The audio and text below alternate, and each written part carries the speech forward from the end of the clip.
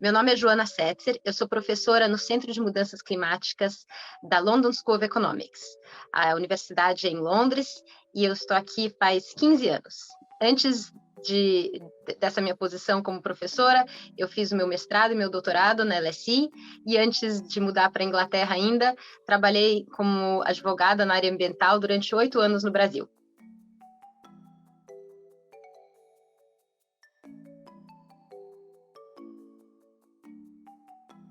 Olá, Joana. Muito legal voltar a conversar com você. Faz tempo que a gente não se fala. Eu queria começar a nossa conversa de hoje pedindo para você explicar para a gente o que é, afinal, litigância climática e qual a importância dela para a questão da mudança do clima. Eu tenho uma dúvida, por exemplo, a justiça, entrar nas cortes com processos judiciais, não é uma coisa lenta demais para conseguir obter resultados numa questão tão urgente? Bom dia, Marcelo. Olha, a primeira pergunta é mais fácil. O que é litigância climática? A sua segunda pergunta é mais difícil, mas eu chego lá. Então, a litigância climática é um conjunto que nós chamamos para todo esse grupo de ações judiciais e processos administrativos e inquéritos, ações investigatórias, que tem por tema a mudança climática. Pode ser uma questão de adaptação às mudanças climáticas, então, como reduzir a vulnerabilidade de populações, ou pode ser uma questão de mitigação às mudanças climáticas, como reduzir as emissões, tanto de governos, por meio de legislação, por exemplo, ou a redução de emissões de entes privados. Agora, a sua segunda pergunta é muito mais complicada, que é a questão de será que a litigância climática é um mecanismo efetivo, considerando a morosidade da justiça? Então, o processo judicial na Holanda, nos Estados Unidos, tende a correr, não sempre, mas tende a correr de maneira mais expedita, mais rápida do que o que a gente costuma pensar no judiciário brasileiro. E por que vocês criaram essa base de dados aí na London School? Como é que ela vem se expandindo desde 2015? Nossa base de dados começa com os primeiros casos no final da década de 80, mas são pouquíssimos casos, muito concentrados no início nos Estados Unidos e depois na Austrália. Durante muitos anos é o que a gente vê, é um fenômeno muito americano e na Austrália, e ao longo do tempo, especialmente depois de 2015, há uma visível mudança, não só na quantidade de casos que são trazidos, mas também enquanto que esse fenômeno passa a ser um fenômeno global, em que não é só mais uma questão de ações judiciais nos Estados Unidos, mas tem ações judiciais na América Latina, no continente africano, na Europa e na Ásia também. Hoje nós temos, no total, conhecimento de mais de 2.000 ações no mundo, sendo que mais de 1.000 são nos Estados Unidos. O que é interessante é que desde 2015, né, você mencionou 2015, esse número dobrou. Legal, Joana. Agora, quando a gente fala assim de litigância climática, mitigação, adaptação, aceitabilidade dos casos nas cortes, eu acho que tudo isso pode soar um pouco abstrato demais para a pessoa comum. Você tem algum exemplo que você possa dar para a gente de casos que estejam bastante avançados já nessa área, ou que pelo menos tenham colhido algum resultado concreto? O primeiro caso que eu vou mencionar é um caso que aconteceu no Paquistão. É um caso que foi trazido, uma ação judicial trazida por um fazendeiro, que chama Asghar Leghari, que traz um processo contra o governo do Paquistão, então contra o Estado, e nesse processo ele traz uma série de questões, mas principalmente que o Estado do Paquistão não está preparado para a questão da adaptação às mudanças climáticas, que não tem, o governo tem uma lei que em princípio requer uma série de políticas e medidas, não saíram do papel. O juiz decide que sim, que é um problema, que o governo está atuando aquém do que devia, e, muito importante, que essa é uma questão de direitos humanos, e que a omissão do Estado em não tomar aquelas medidas, e não implementar, e não planejar para as mudanças climáticas, demonstra omissão do Estado, que, em última análise, afeta a proteção dos direitos humanos, do direito à vida, do direito à saúde. Segundo caso que eu gostaria de mencionar como exemplo é um caso de mitigação, que foi o primeiro caso emblemático, a gente costuma chamar, de mitigação, e é um caso que foi proposto perante as cortes da Holanda. Então, esse é um caso que foi proposto por uma organização não governamental que chama Urgenda. Em 2015, a Corte Distrital de Haia resolve, então, examinar e aceita o que essa organização não governamental estava pedindo, que é basicamente o reconhecimento de que o governo holandês não está demonstrando a ambição que deveria para lidar com a questão das mudanças climáticas. O argumento é, a Holanda é um país rico, é um país que tem todas as condições em ter metas mais ambiciosas de redução de emissão de gases de efeito estufa e não está fazendo o tanto que poderia fazer.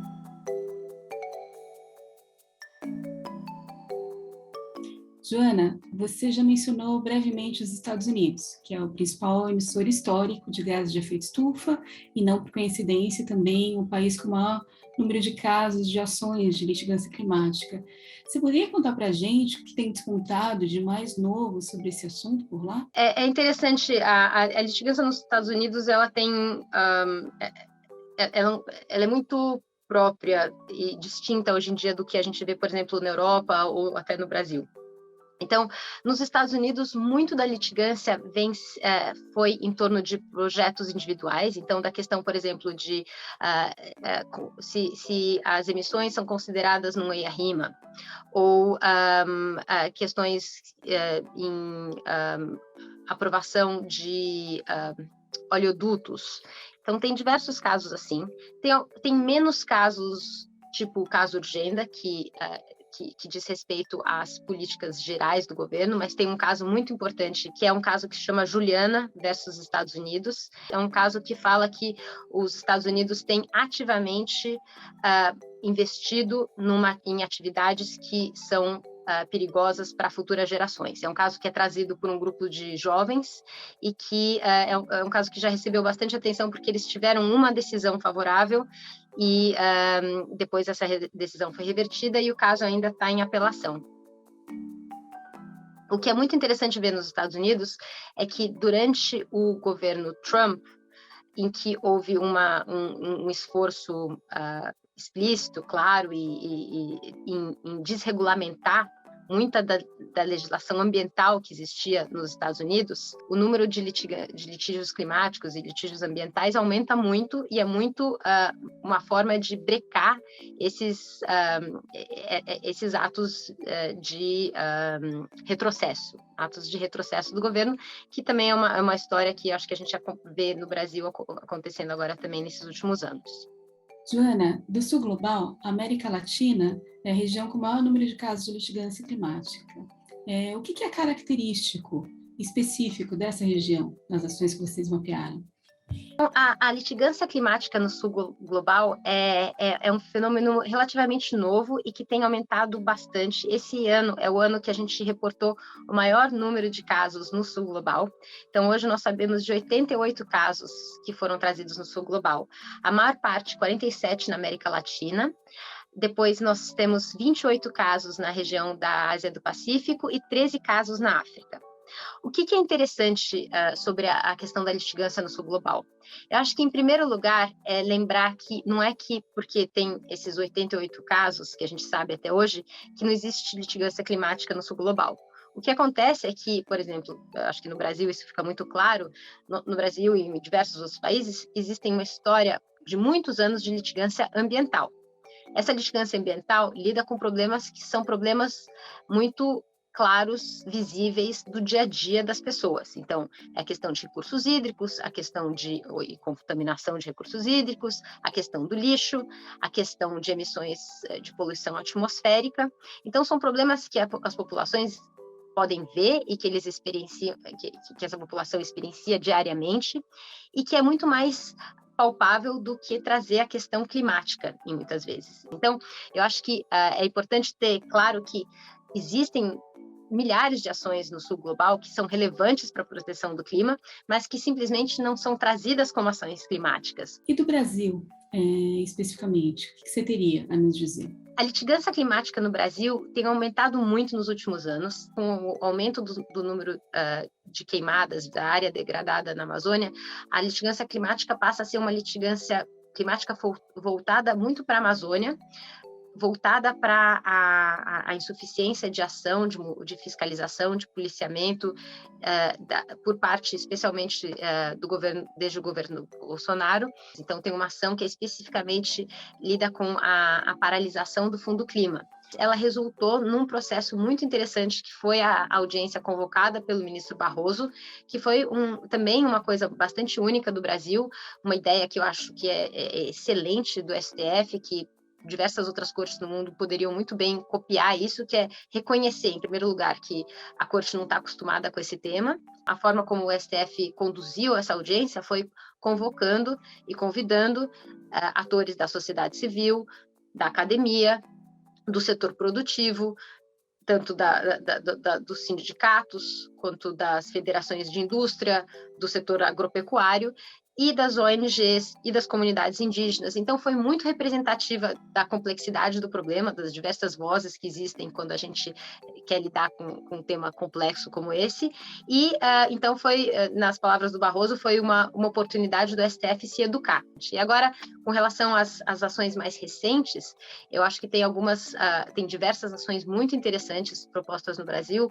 Uma que lida e questiona aquela pedalada climática, né, que foi um pouco um golpe do governo de fazer parecer que tinha uma meta ambiciosa, mas que, na verdade, acaba retrocedendo as metas anteriores.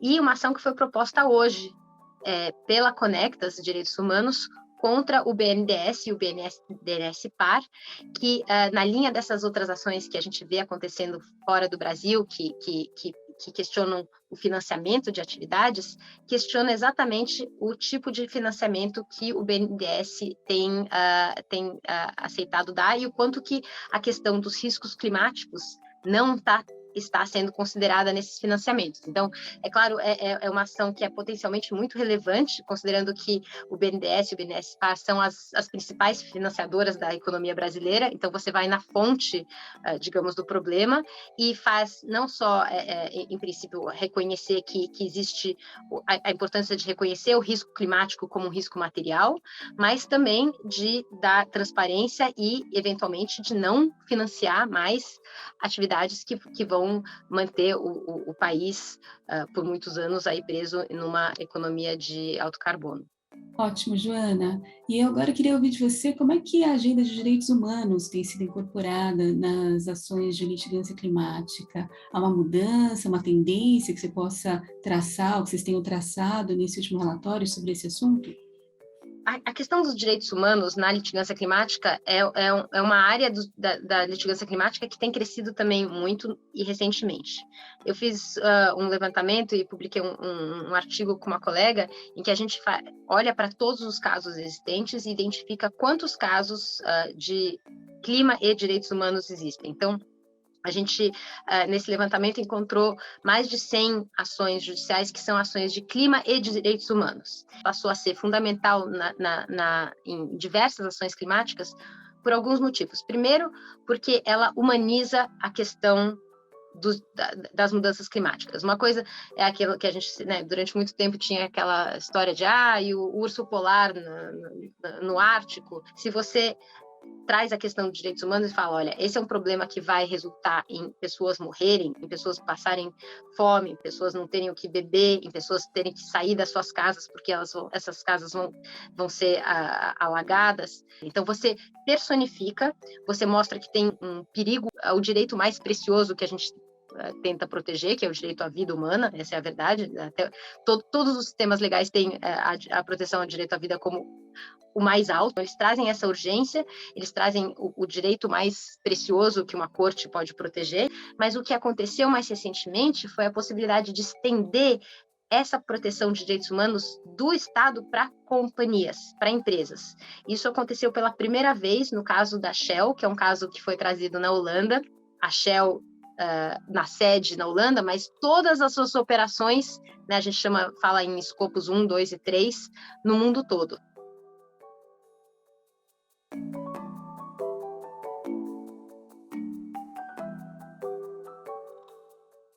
como é que têm sido calculados os danos causados por empresas, por atores específicos nesses casos, né, nas ações judiciais, nos litígios climáticos?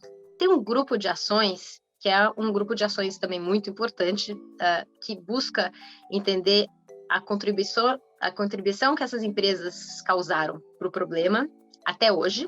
Então, olha para o passado, todos esses últimos séculos em que essas empresas de petróleo e gás vêm atuando, a partir do momento também que elas passam a saber que a atividade delas causa danos, que elas continuam atuando, e que não só elas continuam atuando, mas que elas passam a patrocinar campanhas de desinformação, que elas passam a atacar cientistas que mostram que o problema existe. Então, essas ações olham para toda essa situação e olham para os danos que já estão sendo sentidos no presente, olha para os danos que vão ser causados no futuro e buscam uma compensação financeira monetária contra essas empresas. Nisso entra um novo capítulo, que é o capítulo da ciência da atribuição, que a gente chama Attribution Science, que é um ramo da ciência que também tem se desenvolvido muito, especialmente com um grupo de pesquisadores de Oxford, que começou a fazer pesquisa nessa área e mostrar que, sim, esses eventos aconteceriam de qualquer maneira, mas que eles foram mais extremos, mais mortais, causaram mais danos, porque tem esse pedaço que é atribuído às mudanças climáticas. Então, você junta uma peça com a outra e você tenta mostrar para o judiciário que, olha, essas empresas causaram problema, eles causaram tanto de emissões e esse problema aumentou em tanto o que seria já um problema. Joana, muito obrigada, foi ótima a nossa conversa. Essa é a minha última pergunta. Eu gostaria de saber se seria possível responsabilizar pessoalmente um presidente pelos danos provocados à agenda climática durante o seu mandato. E aqui me refiro especificamente a Jair Bolsonaro. Uma tendência que a gente tem visto é que, sim, a gente está vendo mais litigância que busca responsabilizar indivíduos. Então, dentro dessa tendência de responsabilizar indivíduos, você pode responsabilizar o CEO da Shell, você pode responsabilizar o consultor, o advogado ou o presidente, em princípio, que, sabendo do problema, tendo a legislação que mandava fazer uma coisa, fez o oposto. Então, em princípio, existe essa possibilidade. No caso específico do Bolsonaro, o grau de desrespeito à legislação foi tão, e tem sido tão patente, que despertou uma revolta mundial com relação ao que está acontecendo no Brasil. E eu diria que o exemplo disso na litigância climática é uma ação que foi iniciada agora faz alguns meses, na verdade no final do ano passado, em outubro de 2021, que é uma ação muito interessante porque é uma ação muito um nível muito alto potencialmente de jurisdição, que é uma comunicação que é apresentada contra o Bolsonaro perante a Corte Internacional Criminal, né, a ICC. Ainda que chegue num procedimento que conclua, não significa que o Bolsonaro vai ser preso, mas a ideia é encaminhar para aquele reconhecimento de que o Bolsonaro está cometendo um crime contra a humanidade. Não é só um crime contra o Brasil, contra os brasileiros, contra os índios, mas ele está cometendo um crime contra a humanidade.